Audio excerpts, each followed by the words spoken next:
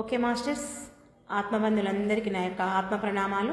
ఇంత గొప్ప ధ్యాన జ్ఞాన మార్గాన్ని మనకు అందించిన మహాత్ములైన బ్రహ్మర్షి పితామహ పత్రిజీ దంపతులకు, నాకు జ్ఞానాన్ని అందించిన బ్రహ్మర్షి తటవర్తి వీర రాఘవగారి దంపతులకు ఆత్మ ప్రణామాలు తెలుపుకుంటూ ఈరోజు కార్యక్రమాన్ని మనం మొదలు పెట్టుకుందాం. మాస్టర్స్, ఏంటి మనం ఈరోజు చెప్పుకునే విషయం అంటే, మనం నిన్న స్టార్ట్ చేసాం ఏంటి, వివేకానందుడి అమృత వాక్కులు. దాంట్లో ఈరోజు రెండవది ఏంటంటే, మహోన్నతమైన ఆదర్శం ఎన్నుకొని ఆ ప్రకారం నీ జీవితాన్ని మలుచుకో. స్వామి వివేకానంద చెప్పిన ఈ వాక్యం మన జీవితానికి దిక్సూచి లాంటిది.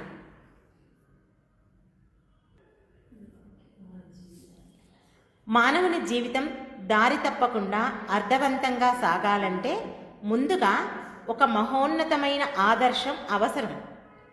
ఆ ఆదర్శం డబ్బు, పదవి, పేరు మాత్రమే అయితే జీవితం అక్కడితోనే ఆగిపోతుంది. కానీ సత్యం, సేవ, త్యాగం, ఆత్మవికాసం, దేశ సేవ, మానవ సేవ వంటి ఉన్నత లక్ష్యాన్ని ఆదర్శంగా చేసుకుంటే స్వయంగా జీవితం స్వయంగా పవిత్రమవుతుంది. చూడండి, మానవుడు మామూలుగా పుడతాడు, పెరుగుతాడు, చేస్తాడు. కానీ ఒక మహోన్నతమైన వ్యక్తిగా, ఒక పేరున్న వ్యక్తిగా, అంటే ప్రాపంచికంలో ఒకటే కాదు, అది తన ఆత్మపరంగా ఉన్నతంగా ఎదగాలనుకున్న వారికే ఈ ఆలోచనలన్నీ ఉంటాయి. అయితే స్వామి వివేకానంద గారు చెప్పినటువంటి ఈ వాక్యం మన జీవితానికి ఒక దిక్సూచి లాంటిది అని చెప్తున్నాడు. ఎందుకంటే మానవుని యొక్క జీవితం దారి తప్పకుండా సరిగ్గా ఉండాలి. సాగాలంటే ముఖ్యంగా మనకు ఒక ఆదర్శం కావాలి. చూడండి, మనకి ఈజీగా అర్థం కావాలంటే ఇక్కడ రాసినది మీరు చదువుకుంటారు, దీని గురించి వదిలేసేయండి, ఎక్కడ అవసరమో అక్కడ వాడుకుందాం. ఉదయం లేస్తాం. మనం లేచినప్పుడు రాత్రి వరకు మనం ఏ ఏ పనులు చేసుకోవాలనేది మనం ముందు నిర్ణయించుకుంటే ఆ పనులను చక్కగా మనం చేసుకుంటాం. మనం నిర్ణయించుకోలే అనుకో, ఏ కూర చేయాలో, ఏ టిఫిన్ చేయాలో, ఏ వంట చేయాలో ఏది నిర్ణయించుకోలేదు. ఆ రోజు ఎలా ఉంటుంది మన పని? అంతా అసలు సమయము సరిపోదు, ఎప్పుడు ఏం చేస్తున్నామో తెలియదు, ఎలా సమయం గడిచిపోయిందో మనకు అర్థం కాదు. అది ప్రాపంచిక జీవితం. ఇప్పుడు మనం ఆధ్యాత్మిక జీవితంలోకి వచ్చాం. ఏమనుకోవాలి? మనం ఇన్ని గంటల ధ్యానం చేయాలి, స్వాధ్యాయం చేయాలి, మౌనం ఉండాలి, సజ్జన సాంగత్యంలో పాల్గొనాలి. ఇలా ప్రతి ఒక్క దాని గురించి మనం ఒక టైం టేబుల్ తయారు చేసుకోవాలి. ఒకరిని ఆదర్శంగా పెట్టుకోవాలి. అది ఒక గురువుని పెట్టుకుంటావా, ఒక స్నేహితుని రాళ్ళని పెట్టుకుంటావా, ఇంకెవరిని పెట్టుకుంటావా అనేది నీ ఇష్టం. కానీ నీ ఒకరిని ఆదర్శంగా పెట్టుకోవాలి. కానీ మానవుడు ఏం చేస్తున్నాడు? ఎంతసేపు ప్రాపంచిక జీవితం గురించి ఆలోచిస్తున్నాడు. ప్రాపంచిక జీవితానికి సంబంధించిన వాటి గురించే, అంటే ఏంటి, డబ్బు, కీర్తి ప్రతిష్టలు, పేరు, వీటి కోసమే తన యొక్క జీవితానంతా వెచ్చిస్తున్నాడు. సరే, దీనికోసం వెచ్చిస్తున్నావు, అది లేనిదే ఇది ఆధ్యాత్మిక జీవితం ఏమి ముందుకు వెళ్ళము. అసలు కానుకడు జీవించను కూడా జీవించలేము. ప్రాపంచిక జీవితంలో ఉన్నవన్నీ మనం ఏవైతే ఉన్నాయో వాటన్నిటిని అనుసరిస్తేనే ఆధ్యాత్మిక జీవితంలో మనం చక్కగా వెళ్ళగలుగుతాం. చూడండి, ఒక పుస్తకం కొనాలంటే డబ్బులు కావాల్సింది కదా, డబ్బులు లేనిది ఎక్కడైతే కాదు కదా. అందుకే ప్రాపంచిక జీవితాన్ని వదిలిపెట్టమని చెప్పండి. అక్కడ నువ్వు ప్రాపంచిక జీవితంలో నీ డబ్బుకు, నీ పదవికి, నీ పేరు ప్రతిష్టలకు ఎంత తపన పడుతున్నావో అంతే తపన సేమ్గా నీకు ఇక్కడ ఆధ్యాత్మిక జీవితానికి ఉండాలి. ఉంటేనే అప్పుడు నీవు ఈ ఆధ్యాత్మిక జీవితం ముందుకు వెళ్తావు. ఇక్కడ ఈ ఆధ్యాత్మిక జీవితంలో ఏం పెట్టుకుంటున్నాడు? సత్యము, సేవ, త్యాగం, ఆత్మవికాసం, దేశ సేవ, మానవం. ఇవి చాలా చాలా గొప్ప సేవలు. నా వల్ల ఎక్కడవుతుంది ఇవి అని అంటే మనం ఎక్కడ పెట్టుకోలేము కదా. దేన్ని ఆదర్శంగా పెట్టుకోకుంటే మన జీవితం అంతా వృధానే అవుతుంది. అంతే కదా, ఇంకా జీవితం అంతా అలా గడిచిపోతుంది. ఇప్పుడు చూడండి, మనం రోజు క్లాస్ చెప్పుకుంటున్నాం, వింటున్నాం. కానీ చాలా మటుకు అందరూ చేసేది ఏంటంటే ఆ విన్నంత వరకే దాన్ని వినియోగించుకుంటున్నారు. తర్వాత దాని గురించి మననం చేసుకోవాలి, మళ్ళీ నేను 10 మందికి ఈ జ్ఞానాన్ని అందించాలి అనే ఆదర్శం ఎవరు పెట్టుకోవటం లేదు. నేను 10 మందికి జ్ఞానాన్ని అందించాలనే ఆదర్శం నువ్వు ఎప్పుడైతే పెట్టుకుంటావో నీవు పొందే జ్ఞానం మీద దృష్టిని కేంద్రీకరిస్తావు. అంతే కదా? లేకుంటే కేంద్రీకరిస్తావా?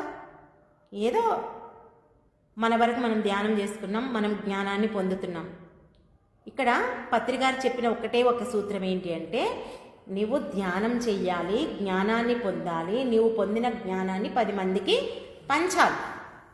అప్పుడే నీకు విముక్తి అనేది లభిస్తుంది. అందరూ ఏం చేస్తున్నారు? నా వరకు నేను ధ్యానం చేస్తున్నానా లేదా, జ్ఞానం పొందుతున్నానా లేదా, నా వరకు నేను బాగున్నానా లేదా, అంతవరకే ఆలోచిస్తున్నారు. కానీ మనం ఇతరుల గురించి కూడా చూడండి, ప్రాపంచిక జీవితంలో ఉన్నప్పుడు మనం మన వరకే ఆలోచించాం. మన వరకంటే మన కుటుంబము, భర్త, భార్య, పిల్లలు, అంతే. ఎప్పుడైతే ఆధ్యాత్మిక జీవితంలోకి వస్తామో అప్పుడే అందరి గురించి ఆలోచించడానికి ఆ మనసు పెద్దగా అవుతుంది. ఇక్కడ నువ్వు జ్ఞానం గురించి ఆలోచించటం లేదు అంటే నీ మనసు పెద్దగా కానట్లేదు. నువ్వు ప్రాపంచిక జీవితంలో ఎలా జీవించావో ఆధ్యాత్మిక జీవితంలో కూడా అలానే జీవిస్తున్నావు. నిజంగా నువ్వు ఆధ్యాత్మిక జీవితంలో ఎదగాలనుకుంటే, నీ ఆత్మ ఉన్నత స్థితికి తీసుకెళ్లాలనుకుంటే నీవు ఈ జ్ఞానం పైన ఎక్కువగా దృష్టిని కేంద్రీకరిస్తావు. అప్పుడే ఈ జ్ఞానం మీద నీకు బాగా పట్టుదల అనేది వస్తుంది. ఇప్పుడు ఇది ఉన్నత లక్ష్యాన్ని ఆదర్శంగా చేసుకుంటే జీవితం స్వయంగా పవిత్రం అవుతుందంటే, మా జీవితాలు పవిత్రంగా లేవు అంటే అది ఏ విధంగా పవిత్రమైనటువంటి జీవితం కావాలనేది నీవు ఎన్నిక చేసుకోవాలి. అర్థమైందా? నెక్స్ట్ స్వామీజీ చెప్పేది ఏమిటంటే, ఆదర్శాన్ని కేవలం మాటలలో కాకుండా ఆలోచనల్లో, మాటల్లో, పనుల్లో నిలబెట్టుకోవాలి. ఉదయం లేచిన దగ్గర నుంచి రాత్రి నిద్రపోయే వరకు నేను ఎంచుకున్న ఆదర్శానికి నా జీవితం సరిపోతుందా అని మనల్ని మనం ప్రశ్నించుకోవాలి. ఆ ఆదర్శం మన నడకను సరిదిద్దుతుంది, మన కోపాన్ని తగ్గిస్తుంది, మన స్వార్థాన్ని కరిగిస్తుంది, మనలో ఉన్న శక్తిని వెలికి తీస్తుంది. ఓకే, చూడండి, మనం అనుకుంటాం ఏదో సాధించాలని, ఏదో చెయ్యాలని. ఆ చెయ్యాలనుకున్నది, సాధించాలనుకున్నది ఏం చేస్తామంటే మాటల ద్వారా వ్యక్తపరుస్తాం. నేను చూడు కంపల్సరీ ఇది చేస్తా అని చెప్తాం. ఎక్కడ? మాటల్లో. అది మాటల్లో కాకుండా మనం చేసే ఆలోచనల్లో, పనుల్లో మనం సాధించి చూపాం. అక్కడ మనం చేసే పనిని నిలబెట్టుకోవడమే మనం అనుకున్నది సాధించగలుగుతాం. మనం ఉదయం నిద్ర లేచినప్పటి నుంచి రాత్రి పడుకునే వరకు నేను ఏదైతే ఒక ఆదర్శాన్ని ఎంచుకున్నానో, ఏంటి మన ఆదర్శం? ఒకటే, మనకేం కావాలి? మోక్షం కావాలి. అదే కదా ప్రతి ఒక్కరు కోరుకునేది, అదే కదా. ఆ మోక్షాన్ని సంపాదించాలంటే నీవు దానికోసం ఏదైతే చేస్తున్నావో అది చేయడానికి నీ జీవితం సరిపోతుందా? ఇప్పుడు నేను ఎలాగైనా సరే ఈ నెలలో 2 లక్షలు సంపాదించాలని ఒక టార్గెట్ పెట్టుకున్నా. ఆ 2 లక్షలు సంపాదించడానికి నువ్వు ఎంత కృషి చేస్తే ఆ 2 లక్షలు సంపాదించడానికి నువ్వు ఏ పనులు చేయాలి, ఎట్లాంటి హార్డ్ వర్క్ చేయాలి, దాని గురించి నువ్వు ఆలోచిస్తే, దానికోసం ఏ పనులు కావాలో నువ్వు చేస్తేనే ఆ నెలకు 2 లక్షలు నువ్వు సంపాదించగలుగుతావు. ఇక్కడ మనం ఈరోజు 9 గంటలు ధ్యానం చేయాలనుకున్నాం, 10 గంటలు ధ్యానం చేయాలనుకున్నాం. 10 గంటలు ధ్యానం చేయాలంటే నీకున్న సమయంలో 24 గంటల సమయం. మరి నీకు కుటుంబం ఉంది, అన్నీ ఉన్నాయి. దానికి ఎప్పుడెప్పుడు చెయ్యాలి అనేది ఒక నిర్ణయం చేసుకుంటే తగినంత సమయాన్ని నీవు చేసుకోగలుగుతావు. ఏ ప్లాను లేదు, ఏమీ లేదు, నేను చేయగలుగుతా అంటే చేస్తావా? 10 గంటలు కాదు, 10 నిమిషాలు కూడా నీవు చెయ్యలేవు.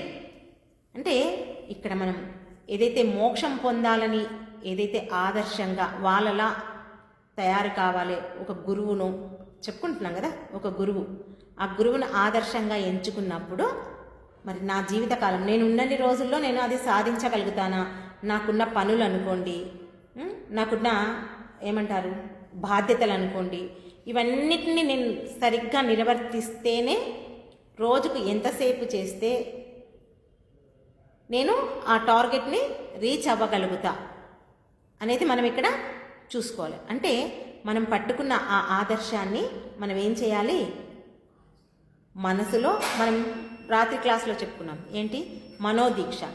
మన మనోదీక్షలో ఆ సంకల్పం గట్టిగా ఉండాలి.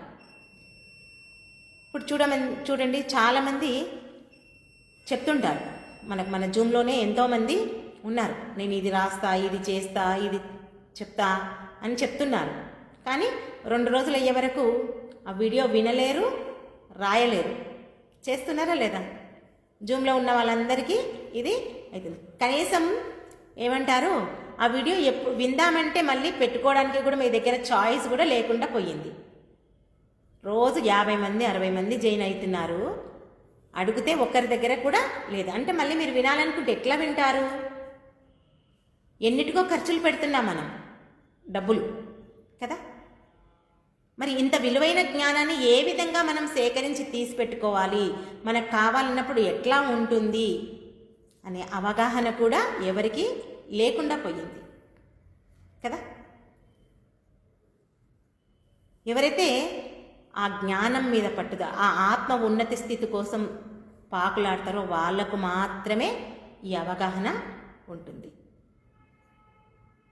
మనకు కరెక్ట్ 45 నిమిషాలు నేనే చెప్పాను మీకు అందరికీ. ఇది నా సొంత మాటలతో చెప్పిన జ్ఞానం కూడా కాదు, ఒక సైంటిస్టులు చెప్పినది, మన గురువులు తటవర్తి దంపతులు చెప్పిన మాటలే మీకు నేను చెప్పేది. ఏంటి, మన యొక్క మైండ్ రిసీవింగ్ పవర్ 45 నిమిషాల కంటే ఎక్కువగా ఉండదు. అందుకోసమే మనం 45 నిమిషాల కంటే ఎక్కువగా చెప్పుకోవద్దని 45 నిమిషాలకు మనం దీన్ని ఆపుకుంటున్నాం కదా. ఏ ఒక్కరోజు 50 నిమిషాలు గంట అవుతుంది. చూడండి, నేను ఏదో మిమ్మల్ని అనాలని కాదు, మీకు ఆ పట్టుదల ఉన్నందుకే మీరందరూ కూడా జాయిన్ అవుతున్నారు, వింటున్నారు, రాసుకుంటున్నారు, అన్నీ బాగానే ఉంది. కానీ ఆ పట్టుదలను ఎక్కడ చూపించాలో అక్కడ చూపించలేకపోతున్నారు. ఇంకా మీరు దీని మీద దృష్టిని కేంద్రీకరించాలి. ఆ పట్టుదల ఇంకా గట్టిగా పట్టుకోవాలి. ఏదో విందాంలే, చూద్దాంలే, చేద్దాంలే అని కాకుండా ఇక్కడ మనం ఎంతసేపు మనం మోక్షాన్ని పొందాలి అని ఏ టార్గెట్ అయితే పెట్టుకున్నామో దానికి కావలసినటువంటి పనులన్నీ మనం చెయ్యాలి. చేస్తేనే పనులన్నీ, అంటే మనం ఎక్కడ లేచి తిరిగేది లేదు, ఎక్కడికి వెళ్ళేది లేదు. మన ఇంట్లో మనం ఉంటూ మనకు అందిన జ్ఞానాన్ని మనం మననం చేసుకోవడమే. ఇక్కడ ఎవరికే ఏది చేసి పెట్టాల్సిన అవసరం లేదు. ఎప్పుడైతే మనం ఒకటి ఆదర్శంగా పెట్టుకుంటామో దానికి తగ్గట్లుగా మనం జీవిస్తుంటే, దాన్ని అవలంబిస్తుంటే, దాన్ని ఆచరిస్తుంటే, ఆచరణలో పెట్టుకుంటే అప్పుడే మనకున్న ఈర్ష, ద్వేషం, కోపం, అసూయ ఇవన్నీ తగ్గుతుంటాయి. తగ్గినప్పుడే ఏమంటారు, మనం రోజు ధ్యానం చేస్తున్నాం కదా, ఆ శక్తి అంతా మనకు బయటకు వస్తుంది. లేదంటే నువ్వు ధ్యానం చేస్తున్నావు, నీలో ఈర్ష, ద్వేష, అసూయం అన్నీ ఉన్నాయి, స్వార్థం అన్నీ ఉన్నాయి, ఏముంది, నువ్వు ధ్యానం చేసినా ఏమీ ఫలితం లేదు, ఆ శక్తిని అంతా కోల్పోతున్నావు. చూడండి, ఒక చిల్లు కుండలో నీళ్ళు ఎన్ని పోసినా ఆ కుండ నిండుతుందా? నిండదు. అదేవిధంగా మనం ఎంత ధ్యానం చేసినా మనలో ఈ ఈర్ష, ద్వేషం, అసూయ, పగ ఇవన్నీ ఉంటే కనుక మనకు కూడా మనం చేసిన ఈ ధ్యాన శక్తి అంతా మనం కోల్పోతాం. ఇది ప్రతి ఒక్కరూ గుర్తుంచుకోవాలి. ఎంతసేపు ధ్యానం చేశామన్నది ముఖ్యం కాదు, ఎంతసేపు జ్ఞానం విన్నాదనే ముఖ్యం కాదు. ఎంత మనము ఆలోచన రహిత స్థితిలో ఉంటున్నామో ఆ జ్ఞానాన్ని ఎంతవరకు మనం పట్టుకోగలుగుతున్నాము, దీనికోసం మనం ఏం చేస్తున్నాం, ఏం హార్డ్ వర్క్ చేస్తున్నాం, అది కూడా ఉండాలి కదా. ఏంటి నీకు ఆదర్శం? నువ్వు పట్టుకున్న దానికి ఆదర్శం రావాలి. రాదమ్మా. కొంచెం జ్ఞానం పెరిగే వరకు నా అంతటోళ్ళే లేరు. చూస్తున్నాం, మన దాంట్లోనే మనం చూస్తున్నాం, మన కళ్ళతోనే మనం ఉందలున్నలనే చూస్తున్నాం. ఇది అంత ఈజీ కాదు, అంత ఈజీ కాదు. ఇప్పుడు ఒక పాకే పిల్లగాడు కానీ నడిచే పిల్లగాడు కింద పడితే ఏమవుతుంది? వాడు మళ్ళీ లేచి మొదటి నుంచి నడవాల్సి వస్తుంది. మన జీవితం కూడా అంతే, అందరికి అర్థం కావట్లేదు అంతే. Okay, next. సాధారణ మనిషికి ఇది చాలా స్పష్టమైన విషయం. దిక్కులేని పడవ ఎలా ప్రవాహంలో కొట్టుకుపోతుందో ఆదర్శం లేని జీవితం కూడా అలాగే గందరగోళంలో పడిపోతుంది. కానీ ఒకసారి మహోన్నతమైన లక్ష్యాన్ని ఎంచుకుంటే కష్టాలు వచ్చినా వెనకడుగు వేయం. ఎందుకంటే ఆదర్శమే మనకు బలం, ధైర్యం, ఆశ ఇస్తుంది. చూడండి, సాధారణంగా మానవులు ఏమంటారు, మామూలు మానవులు ఇంతగా ఆలోచించరు.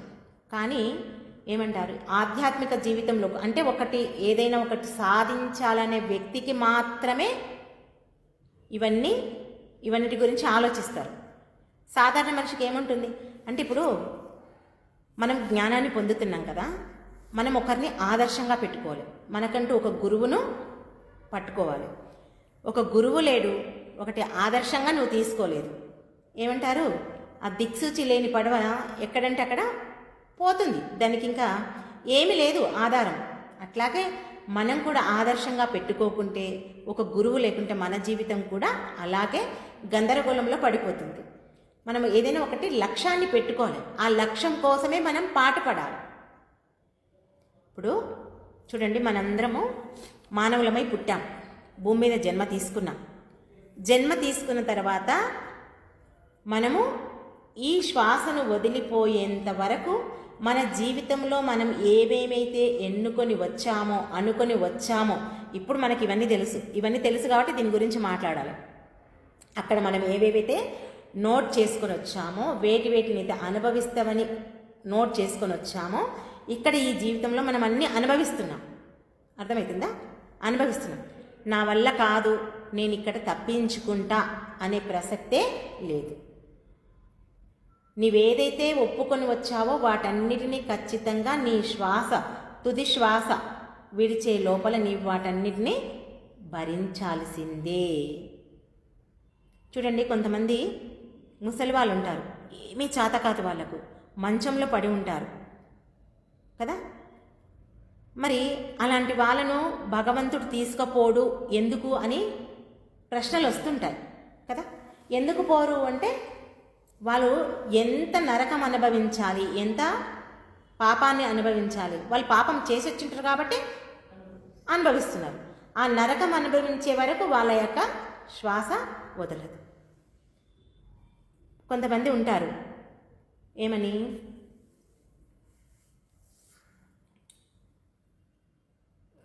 వస్తారు, భూమి మీదకి వస్తారు, పెళ్లి చేసుకుంటారు, పిల్లలు పుడతారు, ఓకే. ఆ సమయంలో భర్త కానీ భార్య కానీ దూరం అవుతే నా వల్ల కాదు అని వదిలిపెట్టి పోవద్దు. ఎందుకంటే నీవు ఆ యొక్క జన్మను రాసుకొని వచ్చావు. నేను ఎలాగైనా సరే నా పిల్లల్ని నేను పెంచుతా, నేను పోషిస్తా, నేను చేస్తా అనే గట్స్తో వచ్చావు. అది ఇక్కడికి వచ్చిన తర్వాత నువ్వు మర్చిపోతున్నావు. అది ఎట్టి పరిస్థితిలో మర్చిపోదు. ఒక పిల్లలు కాని వ్యక్తి ఉన్నారు, పెళ్ళయింది, పిల్లలు కాలేదు. ఆ పిల్లలతో ఎన్నో జన్మల నుంచి నీ వేసారి ఈ జన్మలో వద్దనుకున్నావు. నీకు ఎలా అవుతారు? నాకు ఎలాగైనా సరే కావాలని చెప్పేసి దాని గురించి తాపత్రయపడితే దాని గురించి నీ యొక్క ఆరోగ్యాన్ని క్షీణింపచేసుకుంటావు. అంతే కదా. ఇలా మన జీవితంలో ఇప్పుడు ఒక కలెక్టర్ కావాలనుకుంటారు.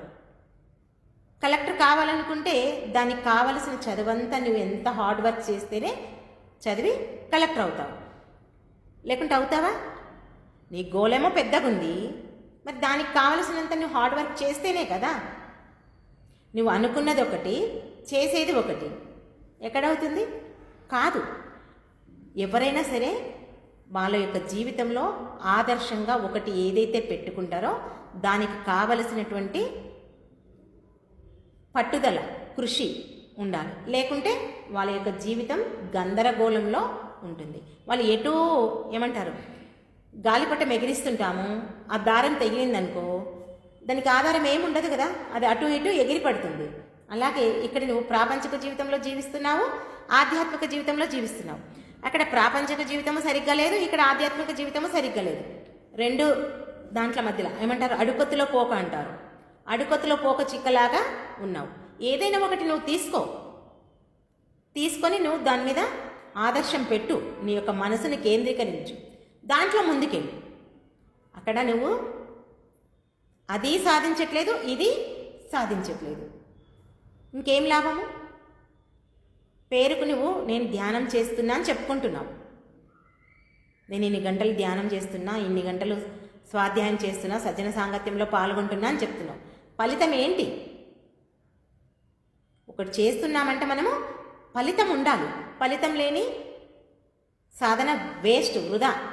నువ్వు గురువుకు తెప్పించే మాటనే తప్ప నీకు అక్కడ నీకు లాభం ఉండదు, అక్కడ గురువుకు లాభం.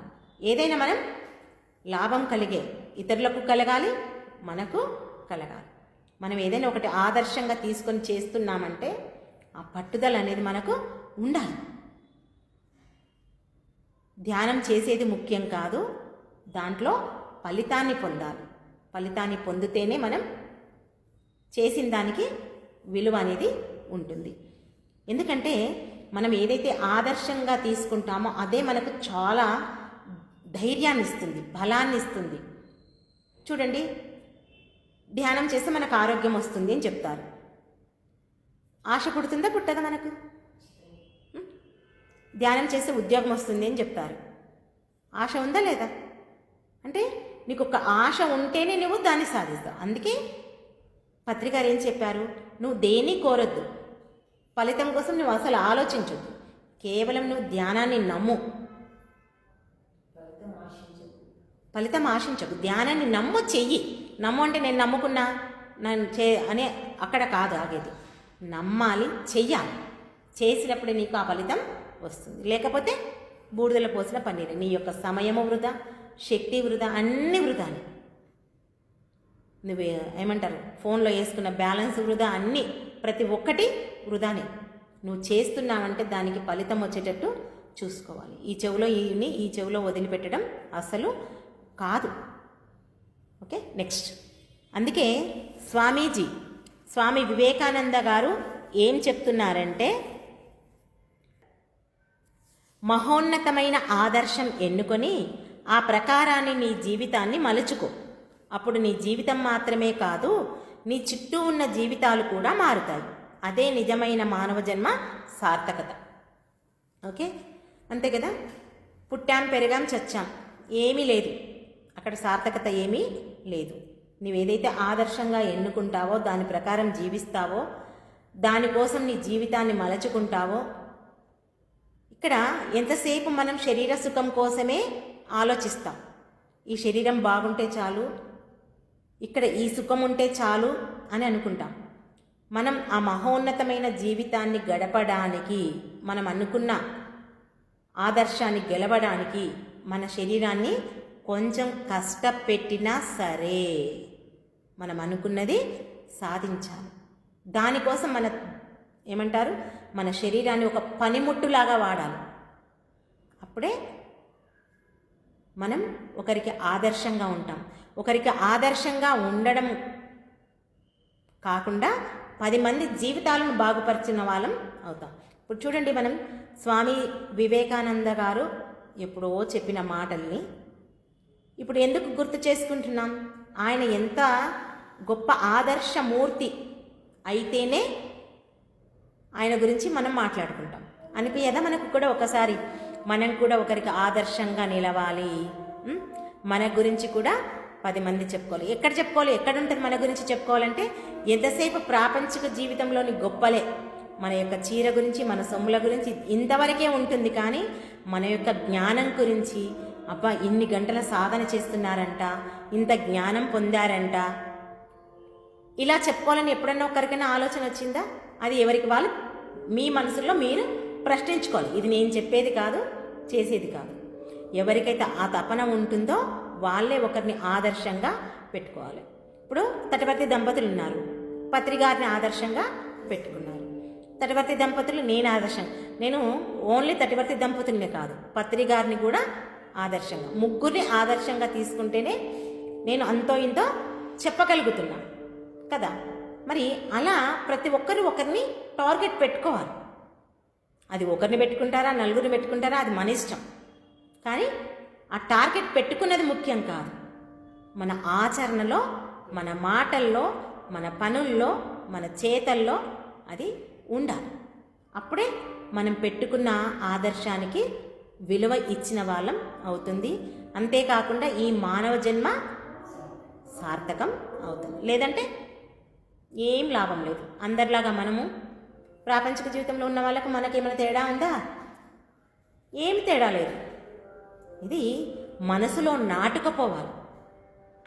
ఒక భూమిలో చెట్టుకు వేర్లు ఎట్లా బలంగా నాటుకుపోతాయో మనం కూడా ఈ ఆధ్యాత్మికత గురించి బలంగా నాటుకోవాలి. నాటుకుంటేనే అక్కడ మనం ముందుకెళ్ళడానికి అవకాశం ఉంటుంది. ఓకే మాస్టర్స్, ఈ అవకాశం నాకు ఇచ్చినందుకు మీ అందరికీ నా యొక్క కృతజ్ఞతలు. Thank you.